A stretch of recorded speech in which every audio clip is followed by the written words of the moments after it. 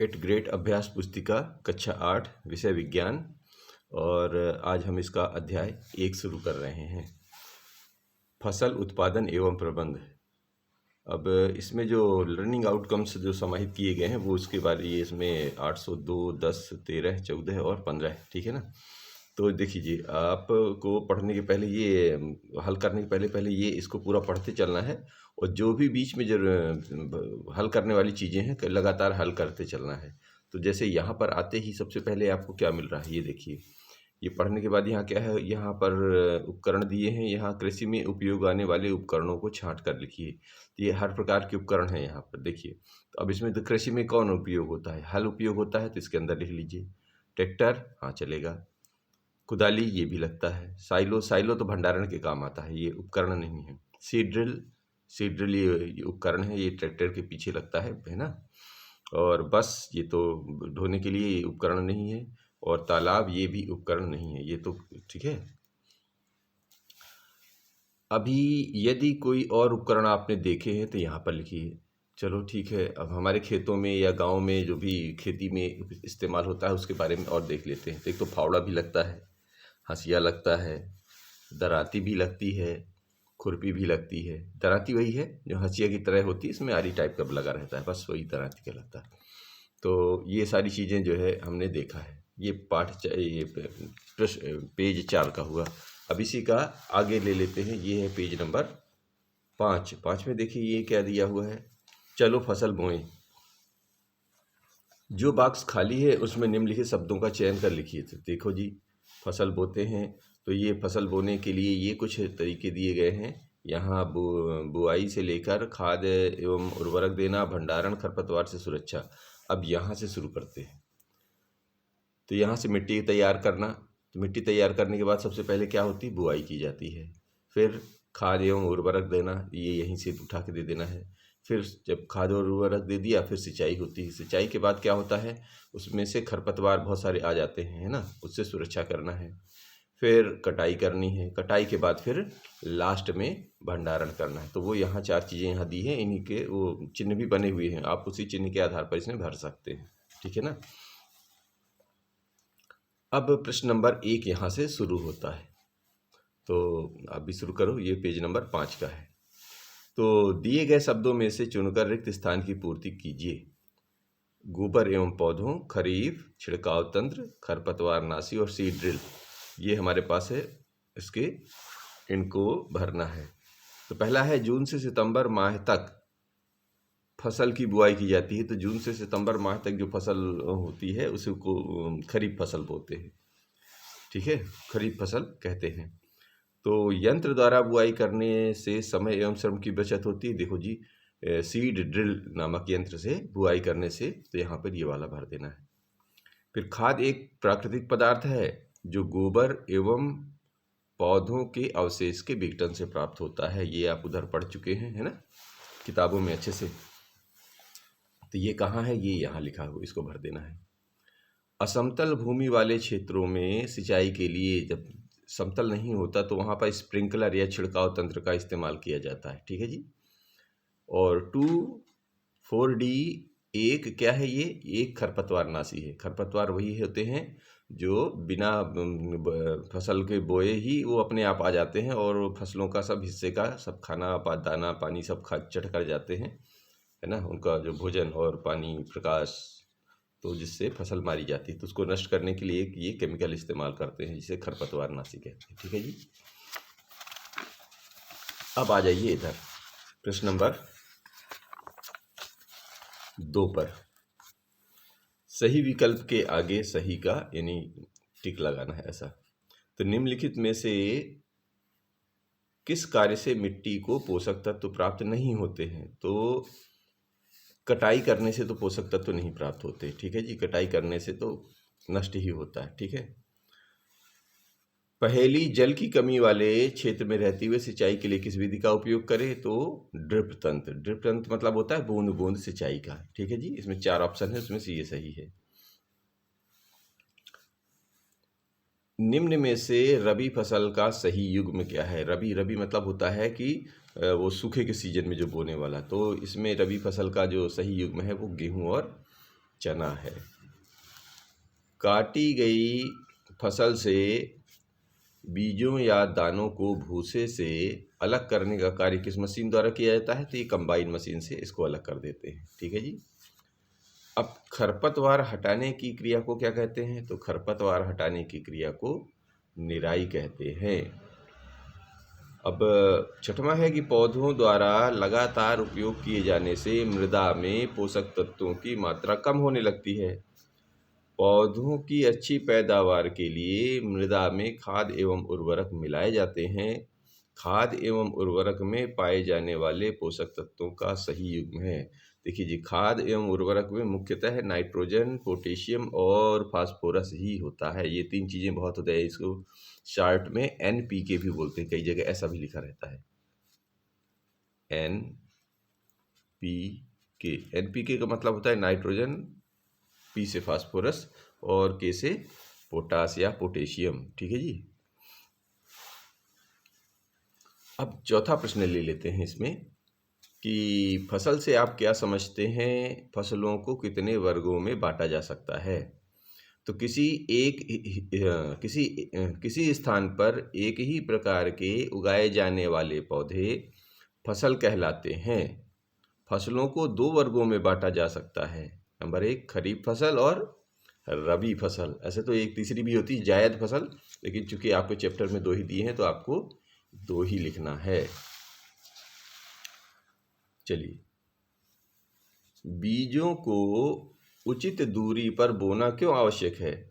तो अच्छी उपज के लिए बीजों को उचित गहराई तथा उचित दूरी पर बोना आवश्यक है। ठीक है, ठीक है, मतलब अच्छी उपज चाहिए और अच्छा बीज मतलब उसकी अच्छी उपज के लिए। तो ये मुख्य बात क्या है, क्यों आवश्यक है? अच्छी उपज के लिए।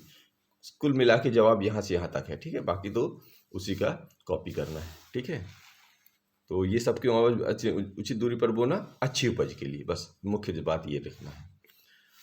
तो सिंचाई के पारंपरिक स्रोतों के नाम लिखिए। तो सिंचाई के पारंपरिक स्रोत होते हैं, एक तो कुआं, कुओं, झीलों एवं नहरों से क्या करते हैं, या तो मजदूरों या जानवरों से यानी मवेशी से निकलवा कर, या फिर तथा मोट माने जो घिरनी तंत्र होता है, एक होता है चैन पंप तंत्र होता है, एक ढेकली तंत्र होता है, एक रहट या उत्तोलक तंत्र होते हैं। ये किताब में आपको अच्छी तरह से समझाया गया है। इनके केवल नाम लिखने हैं। ठीक है जी, वो लिख देना है यहाँ पर। अब पशुपालन किसे कहते हैं?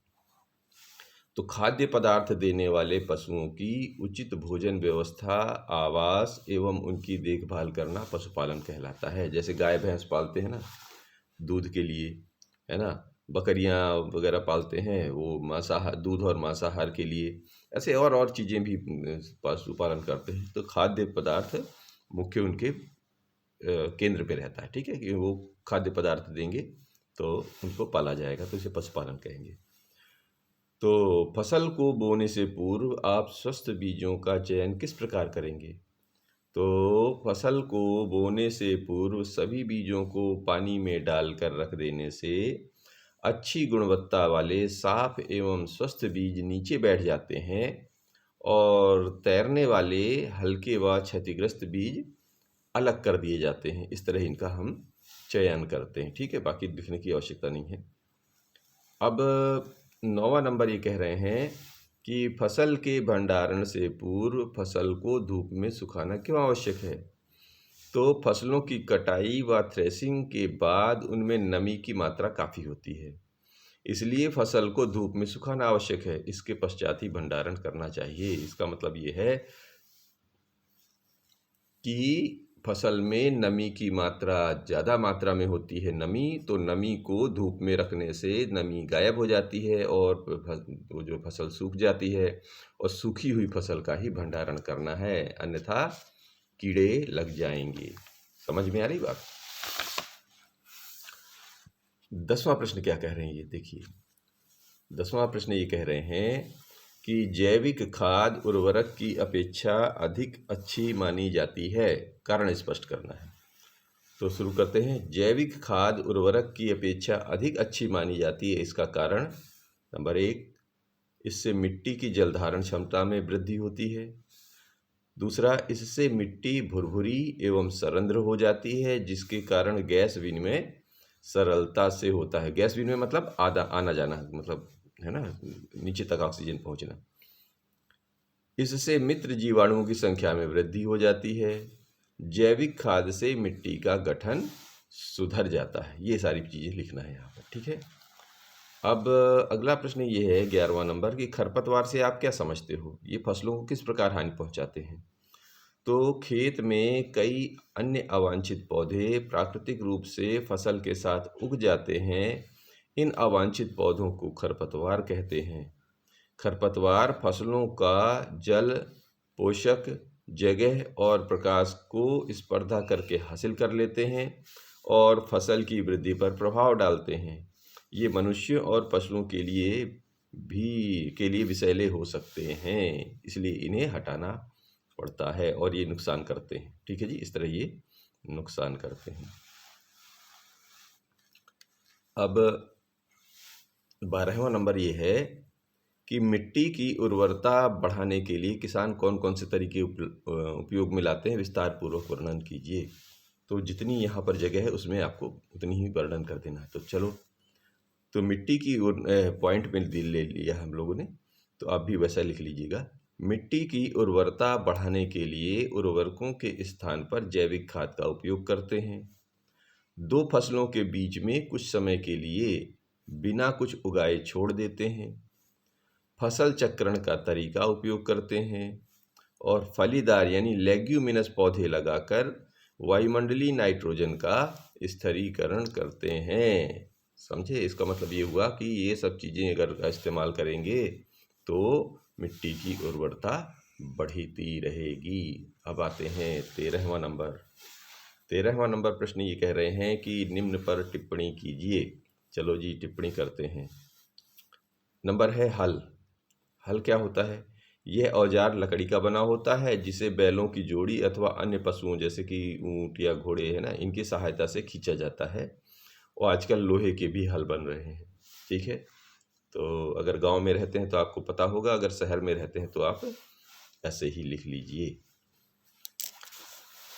दूसरा है कुदाली। यह एक सरल औजार है जिसका उपयोग खरपतवार निकालने एवं मिट्टी को पोला करने में किया जाता है। यह एक प्रकार का उपकरण है, ठीक है, लोहे का उपकरण है। एक तरफ मुड़ा रहता है, उसमें एक तरफ लकड़ी लगी रहती है और इससे का खेती में इस्तेमाल करते हैं। कल्टीवेटर क्या होता है? तो आजकल जुताई ट्रैक्टर द्वारा संचालित कल्टीवेटर से की जाती है। कल्टीवेटर के उपयोग से श्रम एवं समय दोनों की बचत होती है। जो ट्रैक्टर के पीछे वो कुशियाँ लगी रहती हैं, किसी में 7 किसी में 9, है ना, जैसा ट्रैक्टर होता है, तो वो क्या करता है, हल से तो एक ही लाइन बनती है, इसमें एक साथ 9 लाइनें बन जाती हैं और बड़ी तेज़ी से होता है काम, तो इससे समय भी बचता है। ठीक है, और बड़ा तेज़ी से काम होता है। सीड ड्रिल क्या होता है? इस यंत्र से बुआई करने से समान दूरी व गहराई बनी रहती है। सीड ड्रिल द्वारा बुआई करने से समय एवं श्रम दोनों की बचत होती है। देखो, अब जुताई हो गया कल्टीवेटर से, तो क्या करते हैं, बुआई के लिए अब ऐसे ही हाथ से बुआई करोगे तो उसमें समय भी ज़्यादा लगेगा। तो क्या करते हैं, उसमें एक यंत्र है सीड ड्रिल, उसमें भर देते हैं अनाज और ट्रैक्टर से खींच देते हैं। तो क्या होता है, उसमें जो चैन लगी रहती है वो एक निश्चित मात्रा में वो समान दूरी पर वो दाने गिराता रहता है और निश्चित दूरी पर गिरा के बढ़िया उसको बुआई हो जाती है। अब इसमें है प्रोजेक्ट। तो प्रोजेक्ट एक भी है कि मूंग अथवा चने के बीज लेकर उन्हें गीली रुई अथवा कपड़े में लपेट कर रखिए एवं होने वाले परिवर्तनों को तालिका में नोट करिए। तो ये समय दिया है 24 घंटे, 2 दिन, 5 दिन, 10 दिन। तो क्या होता है, 24 घंटे में एक तो फूल कर भीग जाता है, ये जो परिवर्तन है उसके बारे में लिखना है। 2 दिन बाद अंकुरण आ जाता है। 5 दिन बाद अंकुरण के साथ जड़ निकल आता है। 10 दिन में पौधे में रूपांतरण हो जाता है। अब ये आगे देखिए क्या कहते हैं। आगे ये कह रहे हैं कि जो आपने देखा है, बीजों के अंकुरण की विभिन्न अवस्थाओं का आपने जो अवलोकन किया है चित्र बनाकर दर्शाएं। तो जी, चना कुछ इस तरह रहता है ना, थोड़ा सा है ना, 24 घंटे में फूल के थोड़ा सा मोटा हो जाएगा। फिर 2 दिन में उसमें एक तरफ का अंकुरण निकल आता है। 3 दिन में वो अंकुरण बढ़ जाता है, नीचे थोड़ी सी जड़ भी निकल आती है और 10 दिन में वो लगभग ऐसा पौधे के रूप में कन्वर्ट हो जाता है ऐसा। ठीक है। यहाँ पर चाहे आप तो यहाँ पर मिट्टी बना दीजिए, है ना, ऐसे ऐसा कर दीजिए। लगभग 10 दिन में ऐसे निकल जाता है वो बाहर, ठीक है। किसी में 1 पत्ती, किसी में 2 पत्ती, पर वो बाहर आ जाता है, ठीक है। अब प्रोजेक्ट 2 भी दिया है, ये भी कर लो इसी के साथ में। किसी खेत, पौधशाला, नर्सरी अथवा बगीचे का भ्रमण कीजिए तथा निम्नलिखित जानकारी प्राप्त कीजिए। तो ये तो अपने उनसे पूछना भी है कि बीज चयन का महत्व, बीज चयन का महत्व तो यही लिखना है, इसमें अब जगह नहीं है तो बस आपको जानकारी। बीज चयन का महत्व क्या होता है कि अगर अच्छे बीज चुनेंगे तो उसका परिणाम अच्छा मिलेगा, अगर गलत बीज चुन लिया तो परिणाम हो सकता है उगे ही ना। सिंचाई की विधियाँ, सिंचाई की कई विधियाँ होती हैं, है ना। जैसे स्प्रिंकलर होती है, नहर से नालियाँ बनाकर और सीधे पानी ढालकर, है ना, ड्रिप इरिगेशन, वो सब कई प्रकार की विधियाँ जैसा वहाँ पर वो लोग करते हैं। मुख्यतः वो स्प्रिंकलर का इस्तेमाल करते हैं ना। अधिक शीत, अधिक गर्मी, अधिक वर्षा का क्या होता है? देखिए, अधिक शीत पड़ेगी तो पौधे उगेंगे नहीं, अधिक गर्मी पड़ेगी तो झुलस जाएंगे, अधिक वर्षा होगी तो गल जाते हैं पौधे, ठीक है ना। अब उर्वरक में उपयोग में आने वाले उर्वरक एवं खाद। उर्वरक एवं खाद क्या है? खाद तो वही गोबर वगैरह की बनाते हैं जो वहाँ बनाते हैं, वर्मी कंपोस्ट बनाते हैं, और उर्वरक वही यूरिया या NPK का इस्तेमाल करते हैं ना। और व्यावसायिक उपयोग क्या होता है? जब नर्सरी में जो पौधे उगाएंगे तो बाजार से लोग बाग आते हैं और उसको खरीद के ले जाते हैं, तो उससे पैसे नगद मिलते हैं, यही इसका व्यावसायिक उपयोग है, ठीक है जी। अब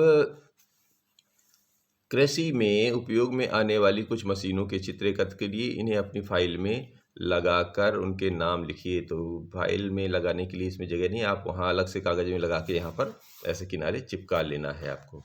तो विनोइंग मशीन होती है, ये फटकने के लिए होती है।